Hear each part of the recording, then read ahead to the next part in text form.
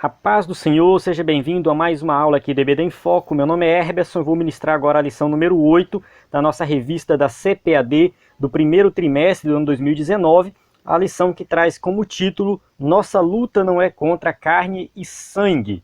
Então aqui a gente está estudando sobre batalha espiritual e esse tema aqui que vamos estudar na aula de hoje eu acho que é o primeiro versículo que vem na mente quando falamos de batalha espiritual, que é Efésios. Então Efésios capítulo 6, versículo 10, é justamente essa parte que vamos estudar. Então aqui a gente tem, na verdade, o texto completo, vai do versículo 10 do capítulo 6 até o versículo 20. Então, do 10 ao 20, mas o escritor da revista, ele dividiu em duas aulas. Então, 10, 11 e 12 nessa aula, né, e do 13 ao 20 na próxima aula. Então, a gente vai ter uma ênfase aí na próxima aula em relação às armaduras.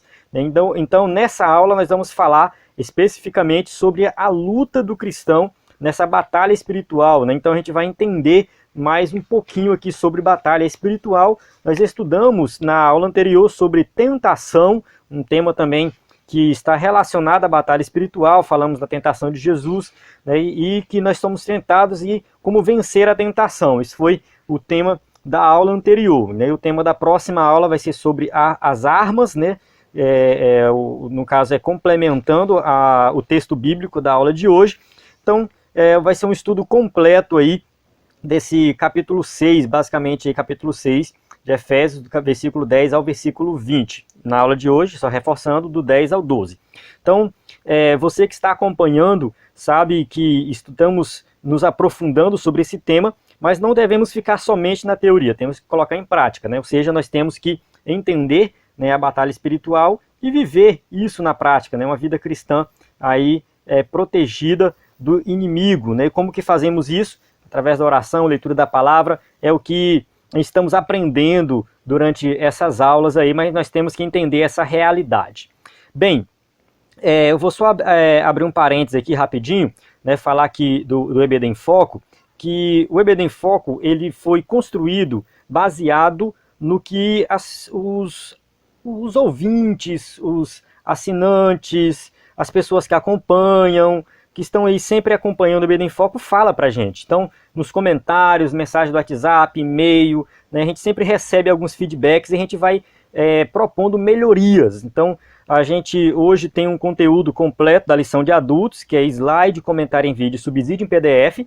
Então você encontra isso dentro do site. E lançamos agora o subsídio em PDF da lição de jovens, que não tinha, só tinha slide e comentário em vídeo. Então o pessoal estava pedindo muito o subsídio em PDF da lição de jovens. Se você é professor de jovens também, ou conhece um professor de jovens, pode indicar ele aí para entrar no site do EBD em Foco, que esse subsídio é gratuito, você entra, baixa, estuda, é um subsídio em PDF que vai auxiliar a sua aula, além do nosso comentário em vídeo que nós temos também e o slide. Então está completo agora, adultos e jovens, né? Então o EBD em Foco sempre procurando melhorar. E também estamos lançando um treinamento para professores da EBD, na verdade é um treinamento que já acontece. Ele tem as aulas gravadas dentro da plataforma do EBD em Foco, vários cursos de capacitação, e agora nós vamos lançar também a aula ao vivo. Então, esse treinamento são 4 aulas ao vivo, com interação, um material para download, todo um suporte. Então, é um mês de aula, né, uma aula por semana, vai acontecer em março, né, e além dessas 4 aulas, você vai ter acesso a um ano na plataforma, por um ano, né, acesso por um ano na plataforma do EBD em Foco, plataforma de cursos do EBD em Foco. Então é um conteúdo para você que é professor do EBD se capacitar mais e mais. Se você quiser saber detalhes, é só entrar na descrição, olhar se você estiver no YouTube, ver a descrição do vídeo, vai ter o link para esse treinamento. Se você estiver dentro do site do EBD em Foco, né, tem um link também. Se não achar, tem meu WhatsApp, é só mandar mensagem que eu mando o link, explico como que funciona esse treinamento. Então, você que é professor de EBD e quer se capacitar, estamos oferecendo esse treinamento para professores de EBD, né, que é muito bom. O conteúdo, o material, tudo isso, tudo para auxiliar e fazer com que você seja realmente um professor que ministra uma aula diferenciada. Amém? Fecha parênteses, vamos voltar aqui para a nossa aula. Então o textuário diz o seguinte: porque as armas da nossa milícia não são carnais, mas sim poderosas em Deus para a destruição das fortalezas. 2 Coríntios 10, 4. Verdade prática, por trás das aparências há uma batalha espiritual invisível contra a igreja. Então aqui a gente vai entender a realidade dessa batalha espiritual. Eu falei na aula anterior da teologia liberal que vai negar a existência de um mundo espiritual, vai negar a existência de Satanás, enfim, porque quer adaptar a Bíblia à realidade do mundo. Isso não funciona, não dá certo. Esse mundo espiritual existe. A gente sabe que existe, a gente tem que crer nele, porque está registrado na Bíblia, né, e a gente vai crer na palavra de Deus e ponto final. Então, né, por trás de tudo isso que a gente vê nesse mundo, tem uma batalha espiritual, né, que é contra quem? A igreja. O mundo já jaz no maligno, está perdido, já é de Satanás mesmo. Satanás está lutando contra o mundo, está lutando contra nós. Né? Então, nós que somos cristãos estamos na frente de batalha. Então, nós temos que entender sobre essa batalha e saber como, né, nos comportar diante de tudo isso. A leitura bíblica em classe, como eu falei no começo, Efésios 6, de 10 a 12. Então, é uma parte do texto, a outra parte vai ficar na outra aula. Então, a gente vai estudar esses 3 versículos aqui. Eles serão estudados de forma detalhada nessa lição. Eu não vou fazer a leitura porque a gente ganha tempo, mas eu suponho que você já fez a leitura do capítulo 6 de Efésios, não somente desses 3, mas de todo o capítulo 6. E também, durante a lição, a gente vai falar desses versículos aí de forma detalhada. Vamos logo para a nossa introdução. A introdução diz assim: o tema da presente lição trata dos poderes ocultos das trevas e de como se proteger deles pela força do poder de Deus. Então aqui a gente vai entender sobre esses poderes ocultos, escondidos, coisas que a gente não enxerga com os olhos materiais, mas nós vamos entender que eles existem e vamos saber como nos proteger pelo poder de Deus. Embora o apóstolo Paulo não apresente a origem nem a biografia do príncipe das trevas, ele não está preocupado com isso, não é a intenção do texto, né? Ele nos ensina a importância de conhecer as astutas ciladas de nosso inimigo. Então aqui ele vai falar que é importante nós sabermos que ele é astuto, né? E ele tem aí uma astúcia, né? Ou seja, um método de confundir as pessoas, de enganar as pessoas. Então a gente tem que entender que existe essa realidade espiritual.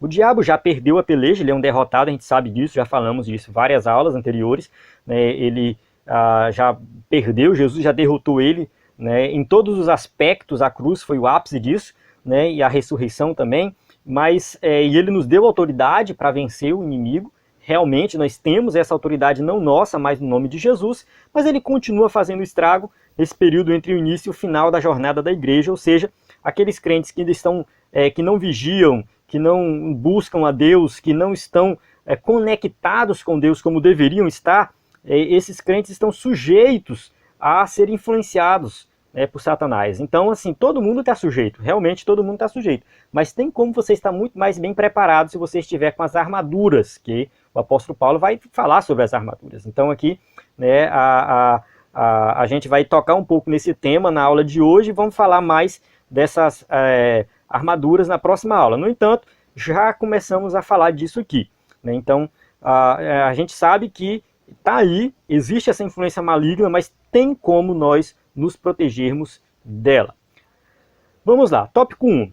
Tópico 1, vamos falar um pouco da epístola de Paulo à igreja de Éfeso. Na verdade, segundo alguns estudiosos, essa carta de Paulo ela não era para a igreja de Éfeso, mas era uma carta circular para várias igrejas. Tem um motivo deles lá para explicar, não é o nosso caso aqui, a gente não vai entrar em detalhes, mas querendo ou não, ela serve para nós. Então ela tem aplicações para nós, né? E a gente vai estudar isso aqui. No finalzinho da carta de Paulo tem um detalhezinho lá, que é justamente essa parte que nós estamos estudando. O capítulo 6 é o último capítulo dessa carta, né? E essa carta ela tem uma divisão assim que dá para você observar até um leitor leigo, né? Ou seja, aquele leitor que não é teólogo, que nunca leu um livro, vai perceber essa divisão.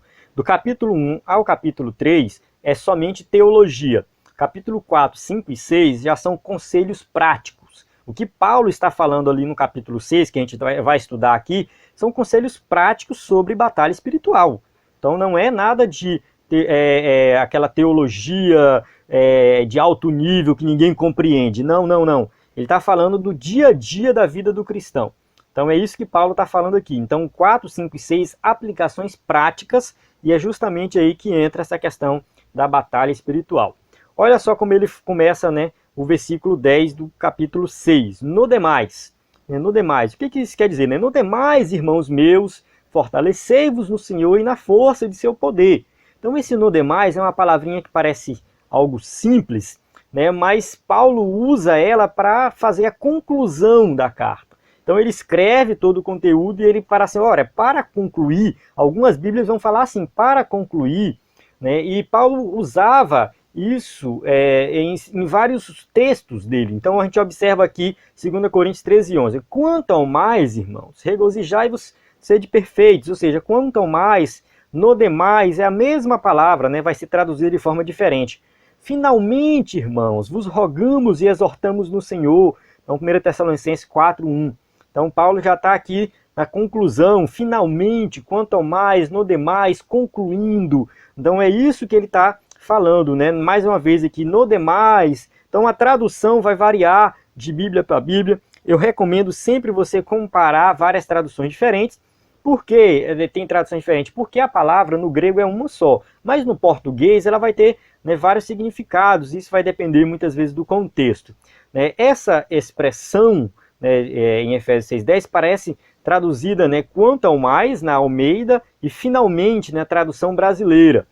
No demais, do grego, né, loipou, significa a partir de agora, daqui em diante, finalmente, né, só para reforçar o significado dela aí. Né, a partir de agora, né, ou seja, é algo, né, que parece simples, mas isso já pergunta que diferença faz isso, né? Ou seja, qual é a diferença do texto, qual é a implicação dessa palavra? Né? Faz muita diferença. Por quê? Porque no caso do verso 10, a ideia é de que daqui para frente o conflito contra o reino das trevas será contínuo. Ou seja, de agora em diante é assim. Né? Ou seja, a igreja vai viver nesse conflito, né, até o retorno de Cristo. Desse modo, o tema é atual e a luta da igreja continua contra as hostes infernais. Então tem algumas igrejas que vão defender que a batalha espiritual era só para a igreja primitiva. E o que não é verdade. A batalha espiritual, ela é para os dias de hoje, é para a atualidade. Fortalecei-vos no Senhor e na força do seu poder. Jesus disse certa vez, sem mim nada podeis fazer. João 15:5, Jesus dizendo que sem ele não pode fazer nada, ou seja, só faz se tiver com ele. Tem que estar com ele, se não tiver, né, não vai poder fazer nada. No demais, irmãos meus, fortalecei-vos no Senhor e na força do seu poder. Então Paulo usa a palavra fortalecei-vos.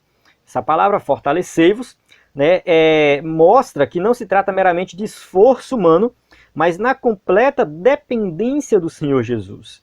Então, ou seja, eu não vou me fortalecer na minha própria força. Eu vou me fortalecer no Senhor, na força do seu poder.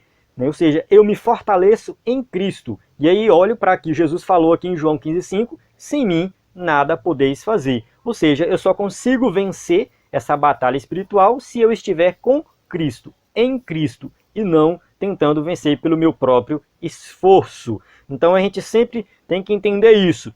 Tudo que nós fazemos, a nossa batalha espiritual, nós vencemos o pecado tudo por meio de Cristo. Nada nós fazemos sozinhos, nós dependemos dele, 100% dele. Essa expressão força do seu poder é um energético pleonasmo. O que é um pleonasmo? Pleonasmo, figura de sintaxe pela qual se repete uma ideia em outras palavras para proporcionar elegância ou reforço à expressão. O pleonasmo no dia a dia, que a gente fala assim, é subir para cima, descer para baixo, dar uma ré para trás, isso seria pleonasmo, ou seja, é redundante. Você, subir é para cima, não tem como subir para baixo. Então subir é para cima, descer é para baixo, ré é para trás. Então não preciso falar duas vezes. No entanto, dentro da literatura, dentro da poesia, existe o uso do pleonasmo para fortalecer, para dar reforço a uma expressão, ou seja, elegância. Então já não é algo errado, porque se é força, é no poder. Então, ou seja, as duas palavras aqui no grego, elas têm basicamente o mesmo significado, força e poder. no grego elas têm praticamente o mesmo significado, também no português é parecido, né?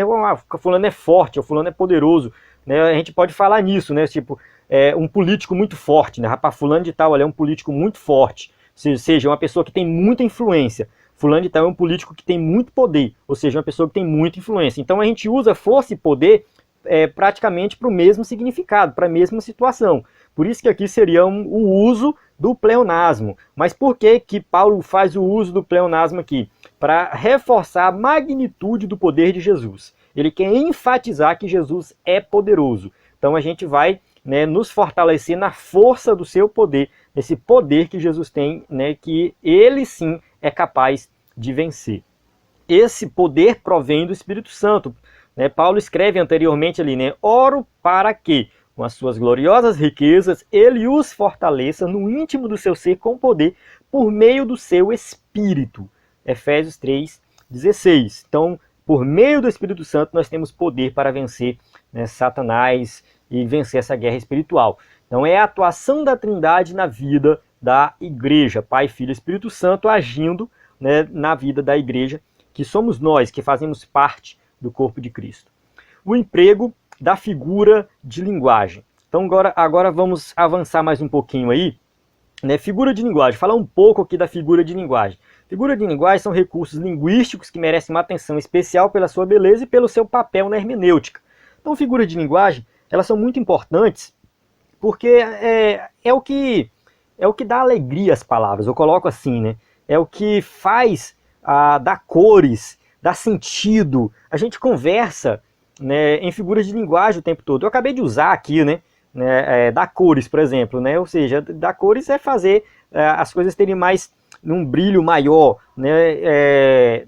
Como que eu dou um exemplo aqui do dia a dia, né? A gente fala assim, rapaz, fulano bateu as botas, ou seja, morreu. Estou usando uma figura de linguagem. Poderia, fulano morreu, mas eu uso bateu as botas, né, que eu consigo meio que amenizar a palavra morrer, né? Então, a gente usa a figura de linguagem o tempo todo na nossa fala, o tempo todo. E a Bíblia está repleta de figuras de linguagem. Eu recomendo você estudar algum livro de hermenêutica que fala de figura de linguagem, né, para você entender um pouco mais dessas figuras. Né? E aqui vamos falar da anáfora. Né? É uma figura que não é muito conhecida, mas é muito usada. É a figura de linguagem que consiste na repetição de uma mensagem, de uma mesma palavra, no começo de frases sucessivas com o propósito de enfatizar a afirmação. Então, ou seja, é a repetição da palavra com o propósito de fazer uma ênfase. Aqui encontramos, olha só o versículo 12.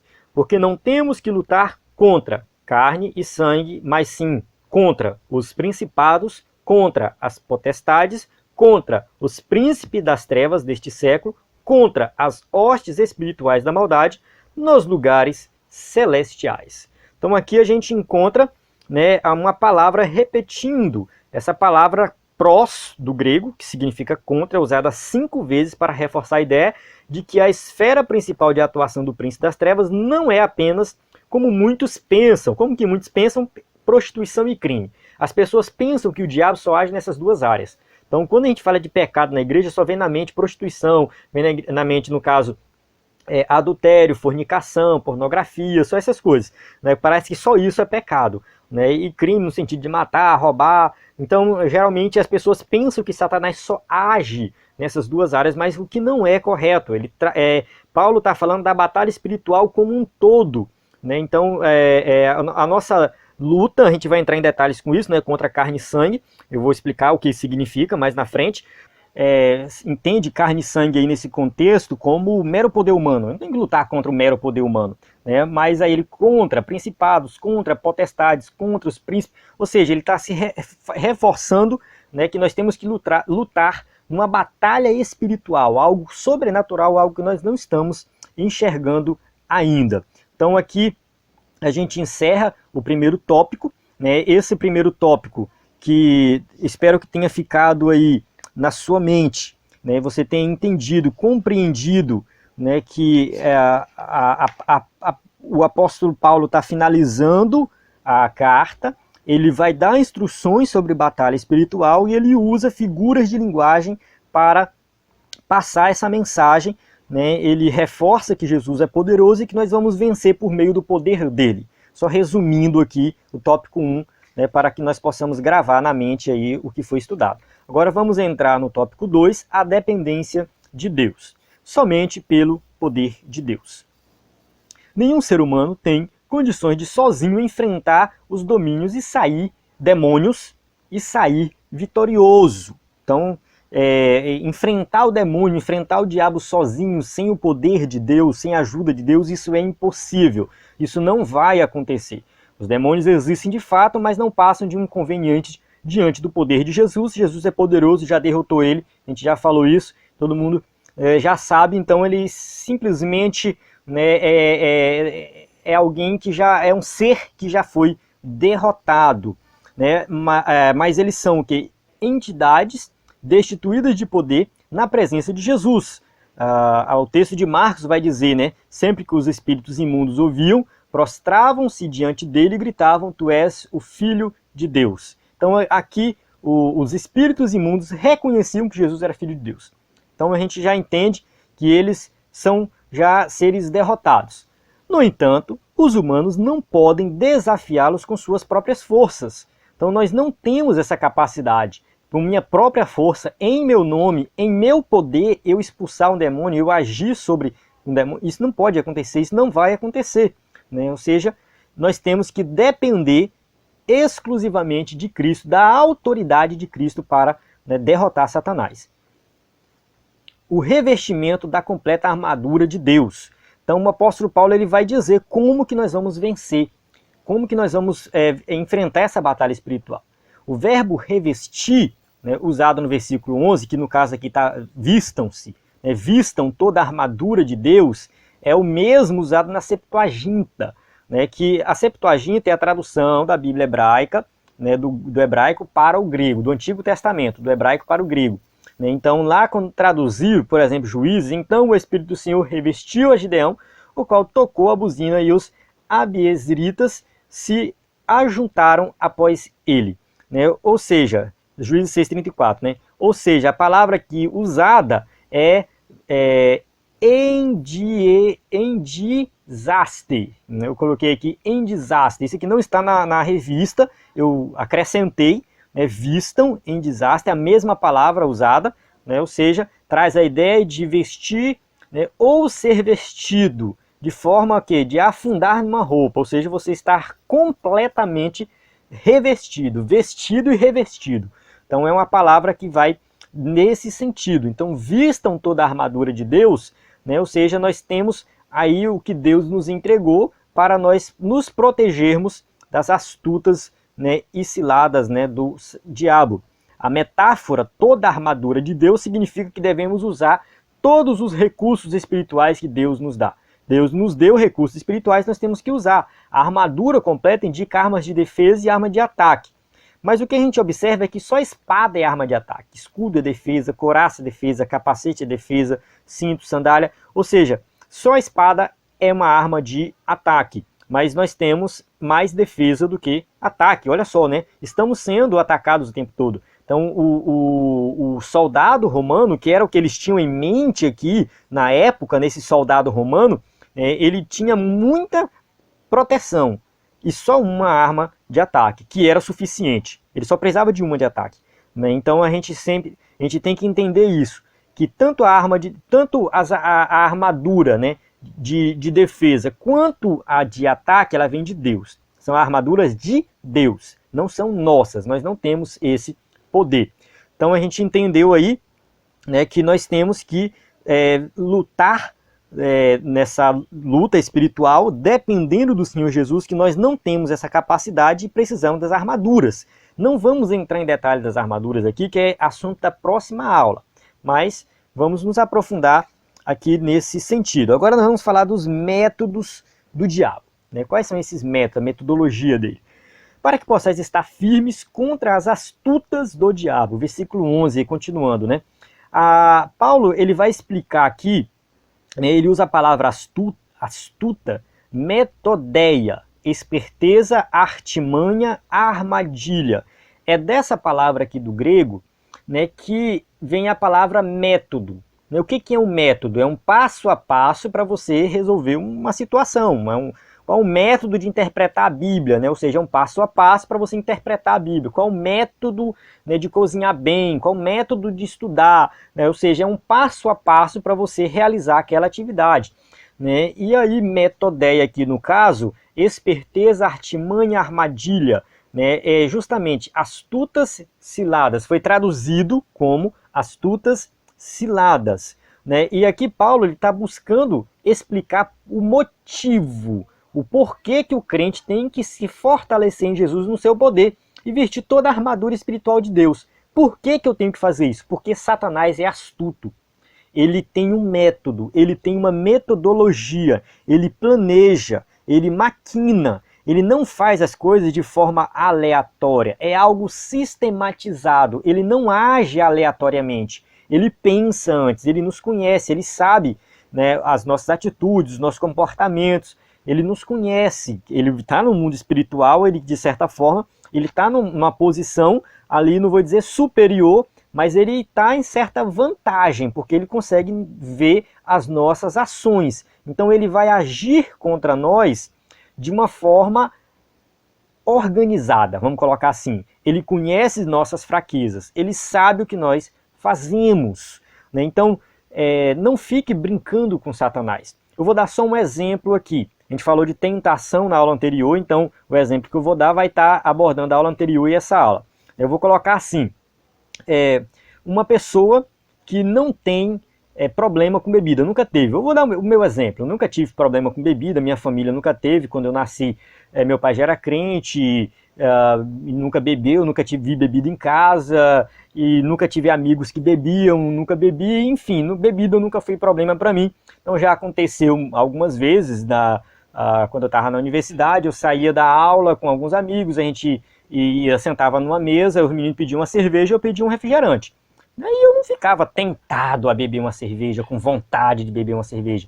Então aquilo nunca foi problema para mim. Então, assim, se for parar para pensar, Satanás nunca me tentou, nunca me instigou a cometer um pecado baseado na bebida, na cerveja. Isso nunca aconteceu.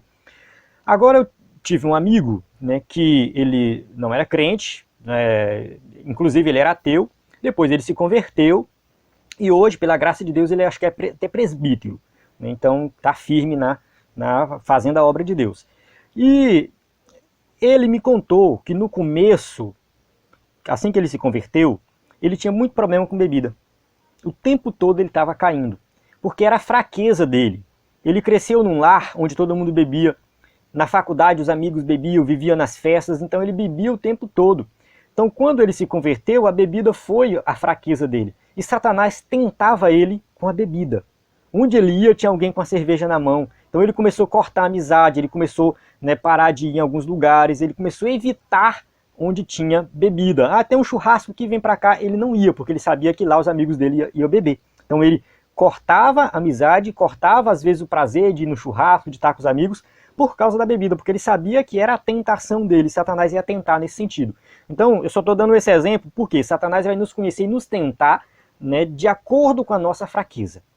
Então ele vai nos instigar. Ele não tem um poder sobre nós de fazer nós pecarmos, mas ele instiga. Foi o que a gente falou na aula anterior. Ele incentiva a questão do pecado. Ele te leva para a situação naquilo que você tem fraqueza para fazer você pecar.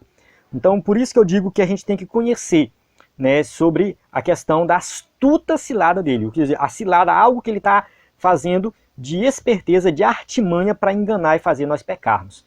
Aqui tem mais um versículo só para explicar essa questão dessa palavra, eu vou avançar também. O Senhor Jesus dá pelo seu Espírito Santo todos os recursos para o crente entender todas essas astúcias do inimigo. Aqui a fim de que Satanás não tivesse vantagem sobre nós, pois não ignoramos as suas intenções, 2 Coríntios 2,11. Então, ou seja, o crente não pode ignorar essa astuta. O crente não pode ignorar que Satanás ele é astuto e ele vai armar ciladas contra nós. A gente tem que estar ciente disso o tempo todo. Então, o conhecimento da força do maligno é uma poderosa arma, tanto para o ataque como para a defesa. Então eu tenho que saber, conhecer o inimigo. Agora temos que tomar um pouquinho de cuidado, porque tem gente que fica encabulado com esse negócio de Satanás, de diabo, de demônio, e começa a estudar só Satanás, só diabo, e lê livro de diabo, e de repente o cara está sabendo mais do diabo do que de Deus. Eu já vi casos assim, o cara sabe tudo do diabo, esquece de estudar sobre Jesus, sobre Deus, sobre vida eterna, sobre o Espírito Santo. Pergunta alguma coisa do Espírito Santo, ele não sabe. Mas do diabo ele sabe. E essas pessoas, elas têm uma tendência até se desviar do evangelho e começar a praticar o ocultismo, né? Outras religiões aí, nada a ver. Então existe essa tendência, a gente tem que tomar um pouco de cuidado, a gente não tem que ficar estudando sobre o diabo o tempo todo. A gente tem que ter esse conhecimento, porque a Bíblia fala, temos que saber que ele é astuto, que ele pode nos tentar e a gente vai nos armar para nos defender, baseado no poder de Deus, mas sem esse exagero em querer estudar tudo sobre Satanás, certo? Então a gente encerra aqui o tópico 2, onde a gente entendeu aí no tópico 2, né, que nós temos que depender de Deus para vencer Satanás. Ele vai nos conhecer, ele é astuto, mas nós temos essa dependência e Deus vai nos capacitar para vencer essa luta, essa guerra espiritual. Agora vamos para o tópico 3, contra poderes das trevas. Carne e sangue. Vamos falar daquele detalhe lá, né? O apóstolo começa apresentando a luta interna do cristão, porque não temos que lutar contra carne e sangue. O termo carne tem vários significados na Bíblia.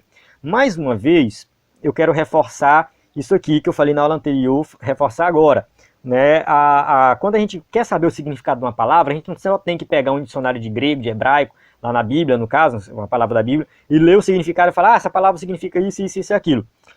Não, a gente tem que ver o contexto da palavra, né? E aqui nesse tópico, eu quero que você preste bastante atenção, porque o comentarista da revista ele fez uma confusãozinha, né? E aí eu vou tentar arrumar aqui, né? O que acontece? Além de Efésios 4:12, a combinação carne e sangue só aparece mais 2 vezes no Novo Testamento. Quais são essas 2 vezes? Aqui, Mateus 16:17, respondeu Jesus, feliz é você, Simão, filho de Jonas, porque isso não lhe foi revelado por carne ou sangue, mas por meu Pai que está nos céus. Então aqui Pedro fez uma declaração, Jesus vai dizer, isso não foi revelado por carne e sangue, mas por meu Pai que está nos céus. Irmãos, eu lhes declaro que carne e sangue não podem herdar o reino de Deus, nem o que é perecível pode herdar o imperecível. 1 Coríntios 15:50. Então a palavra carne e sangue aqui está fazendo uma referência ao mero poder humano. Ou seja, nossa luta não é contra a carne e sangue, ou seja, nossa luta não é contra o poder humano. O nosso inimigo, né, não é o próximo, não é o teu irmão. Cuidado para não lutar com o inimigo errado. Ou seja, o nosso inimigo ele não é aqui da nossa esfera material. É isso que Paulo está dizendo. Né? Quando Jesus fala com Pedro aqui, porque isso não te foi revelado por carne e sangue, ou seja, você não aprendeu isso porque os escribas te ensinaram, você não aprendeu isso porque você estudou, mas isso foi revelado, foi dado diretamente dos céus. Né? Ou seja, quando Paulo fala, irmãos, lhe declaro que carne e sangue não pode herdar o reino de Deus, ele está falando assim, olha, o que é contaminado, o que é da esfera material. Então aqui é também nesse sentido. Paulo está falando nesse sentido aqui. Né? Então a nossa luta não é contra o próximo. Né? Então às vezes a gente quer resolver o problema fazendo vingança com as próprias mãos, tentando agir contra outra pessoa. Às vezes aquela pessoa está sendo influenciada por Satanás para nos ofender. E não adianta a gente querer brigar com essa pessoa. A gente só tem que perdoar ela e orar por ela para Deus ter misericórdia da vida dela. Porque ele tem um poder sobrenatural. Às vezes a gente está trabalhando numa empresa onde tem perseguição. Irmão, você é crente. O diabo vai te perturbar onde você estiver. E às vezes ele vai usar o teu chefe, ele vai usar o teu amigo de trabalho, ele vai usar várias situações para te perturbar. Não adianta você querer ir com as próprias forças, tentar lutar, porque não é contra carne e sangue, é espiritual isso aí. Então tem uma ação espiritual por trás de tudo isso.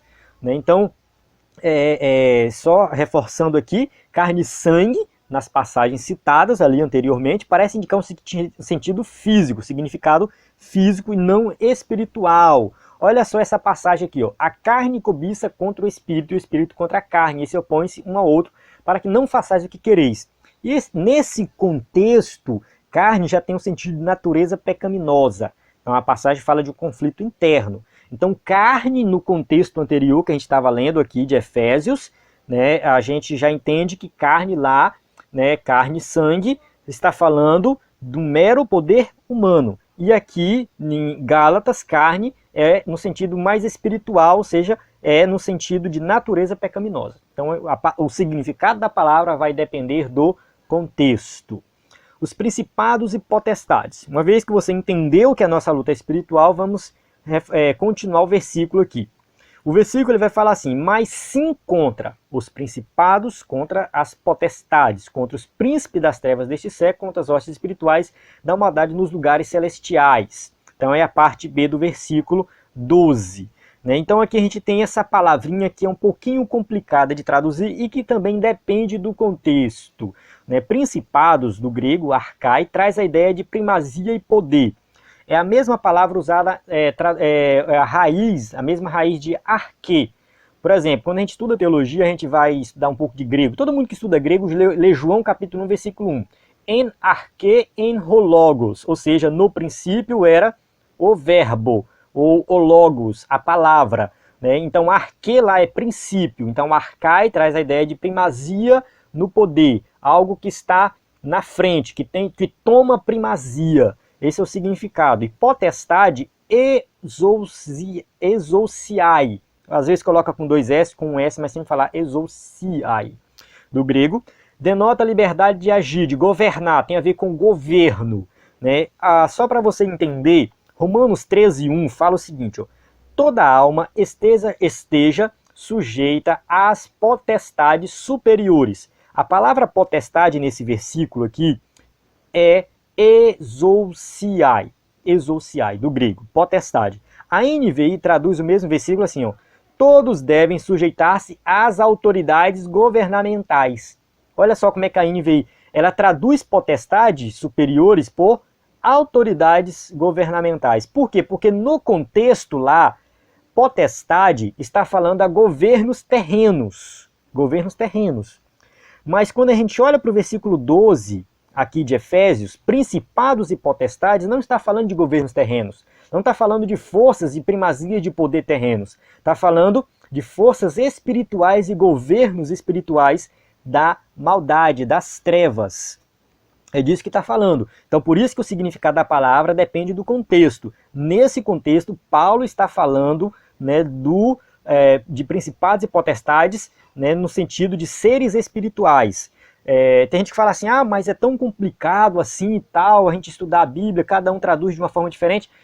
Irmão, na nossa língua também tem isso, viu?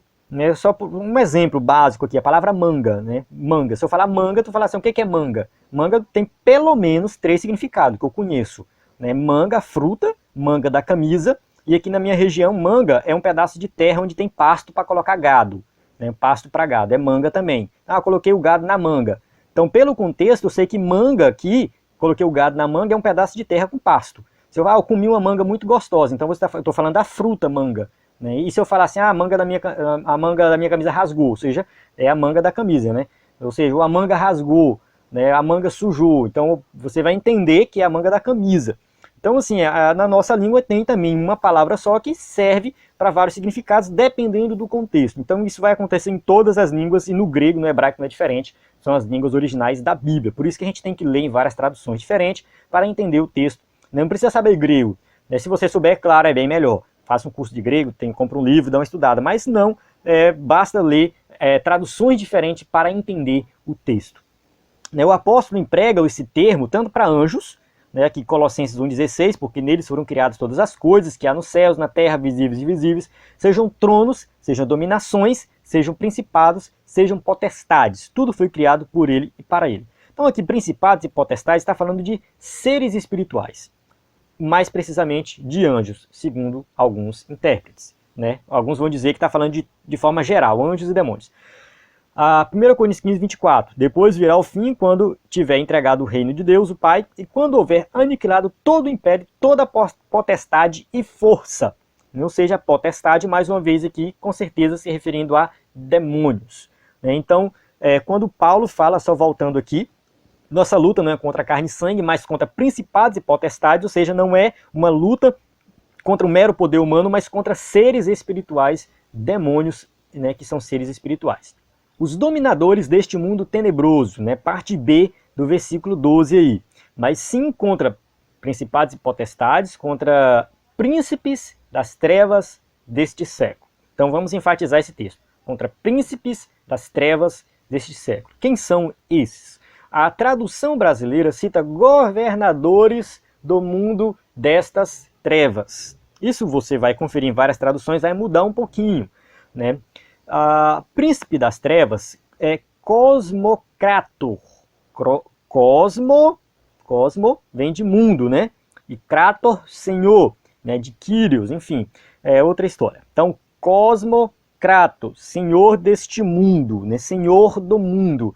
Acontece que a tradução usou príncipe das trevas deste século, né? Porque se colocasse senhor do mundo, ia ficar um pouco confuso e muita gente ia pensar que estava fazendo a referência a Jesus. Né? E aí os tradutores optaram por colocar príncipe, mas está falando de alguém que domina, que tem um domínio. Né? Então Paulo usa no plural, ela também está se referindo às hostes dominantes do mundo das trevas. Então são seres espirituais que dominam o mundo das trevas. Né? Então assim, contra essas hostes espirituais, contra esses seres espirituais, esses governadores do mundo das trevas é que nossa luta é travada. Então é nesse sentido. Aqui o escritor da revista resolve fazer uma análise do termo príncipe, arcon. Mas esse termo não é usado na revista, não é usado no texto, na verdade, né? Não é o termo que está aqui no texto, príncipe. Né? O termo que está aqui é cosmocrator. Esse é o termo que está aqui, que foi traduzido, príncipe das trevas, cosmocrator. Né? Então, no caso, ele só faz uma análise aqui da palavra príncipe. Eu achei desnecessário porque não está no texto. Então eu vou avançar, coloquei aqui no slide porque alguém que vai usar o slide quiser usar, né? Mas esse termo não é usado no versículo que estamos estudando. O próprio escritor da revista vai dizer isso. Então não sei por que ele faz análise desse texto, dessa palavra, né? E os professores já reclamam muito que tem pouco tempo, não conseguem terminar a lição. Então ficar colocando coisas que não está no versículo, não vejo necessidade. Então eu vou até avançar isso aqui. Então você na sua aula também fica à vontade para avançar, porque não está no versículo. E do meu ponto de vista temos que estudar o que está no versículo, na passagem. Os lugares celestiais, vamos fechar aqui esse versículo que ele fala assim, contra as hostes espirituais da maldade nos lugares celestiais. Como é que é isso, né? Parece que Paulo está colocando todos os anjos no mesmo bojo, todo mundo está no mesmo pacote, são as hostes espirituais, né? Ou seja, da maldade. Todo mundo, não tem gente que fica dando nome para demônio, lendo o livro da Neuza Itioca, se não me engano, que ela fala deuses da Umbanda, e aí vai dar no nome, o demônio fulano de tal, aí dá o nome do demônio, o que ele faz, o que ele come, como é que ele dorme, enfim, tem um monte de detalhe do demônio. Irmãos, não existe isso. Não existe isso. Demônio é demônio, capeta é capeta. Pronto, acabou. Não tem esse negócio de ficar dando nome, qualidade, disso, daquilo. Esquece isso. É tudo uma coisa só. Paulo vai colocar todo mundo dentro de um pacote só aqui. A expressão lugares celestiais indicada aqui é intrigante. Por que é intrigante? Porque regiões celestiais aparecem em Efésios para designar o céu, onde está Cristo, assentado à destra de Deus, né? Então você lê Efésios 1, 3 e 20, né? Onde habitam os anjos eleitos, também, mesma coisa. Na verdade, capítulo 3, versículo 10, está errado bem aqui, viu? Né? Onde habitam os anjos eleitos, aí embaixo é Efésios 3, 10, eu esqueci de mudar. Efésios 3, 10, dê uma lida lá para conferir. Né? Então, ou seja, regiões celestiais denota nesse sentido, e muita gente vai usar essa passagem para falar assim, o diabo tem acesso a Deus e tal, enfim, há um debate sobre isso que eu não vou entrar em detalhes aqui. Mas como podem essas hostes infernais estar nas regiões celestiais? Então o que seria isso? Uma explicação convincente é que se trata de esfera espiritual invisível em oposição ao mundo material. Então, o que está falando aqui de coisas invisíveis, não está falando do céu em si.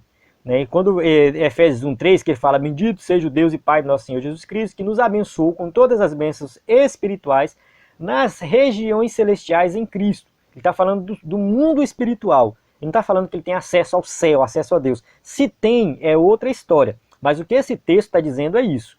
É que essas hostes malignas, esses demônios, estão no mundo invisível. Não é no mundo material, mas no mundo invisível, e essa luta se trava nesse mundo invisível. Amém? Então a gente encerra aqui o tópico 3 também, né, que a gente entendeu contra quem é a nossa luta. Então, cuidado para não lutar com o inimigo errado. O inimigo certo são as hostes infernais, demônios, potestades, enfim, é nesse sentido aí. Conclusão.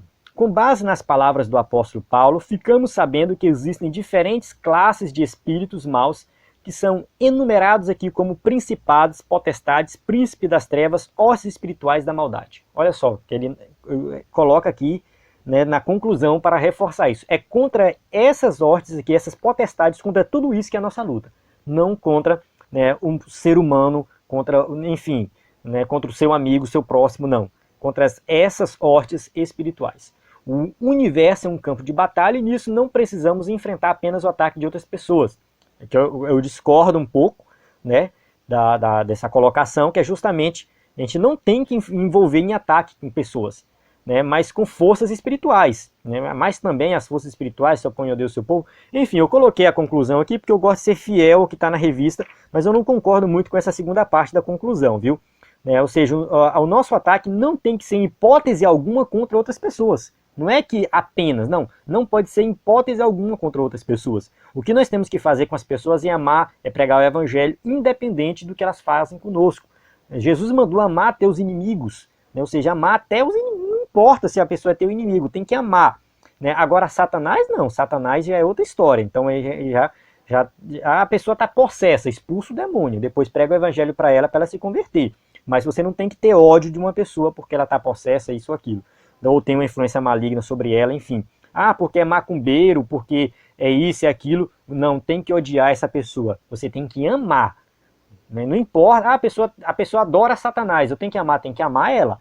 Satanás não, você vai expulsar, você vai, né, repreender em nome de Jesus.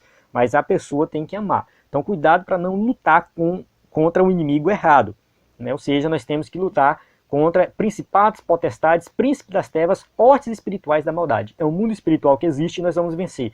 Nós vamos falar como é que nós vamos enfrentar na próxima aula, porque já está muito longa essa aula e não é o objetivo da aula. O objetivo é só nós nos conscientizarmos de quem é o nosso inimigo. Amém? Então eu encerro aqui. Espero que você tenha gostado do assunto. Se você gostou, compartilha, curte, comenta, né? Inscreva no canal. Divulgue para os seus amigos, para que mais pessoas possam conhecer esse projeto e serem mais abençoadas. Né? Se eu falei alguma coisa errada, pode me corrigir. Se precisar de uma melhoria, pode comentar, pode entrar em contato pelo WhatsApp. Se quiser saber sobre o curso, entre em contato pelo WhatsApp, clica no link que você vai ter. Eu vou tirar suas dúvidas, vou te ajudar da melhor maneira possível. Amém? Encerro aqui, a gente tem as perguntas, caso você use o slide na sua igreja. Você tem aqui as perguntas para passar aí para os seus alunos, né, alguns cursos do EBD em Foco. Esses cursos e muitos outros você vai ter acesso se você comprar o curso, o treinamento. São 18 cursos atualmente disponíveis no site do EBD em Foco. Então, eu encerro aqui a aula. A paz do Senhor. Até a próxima aula.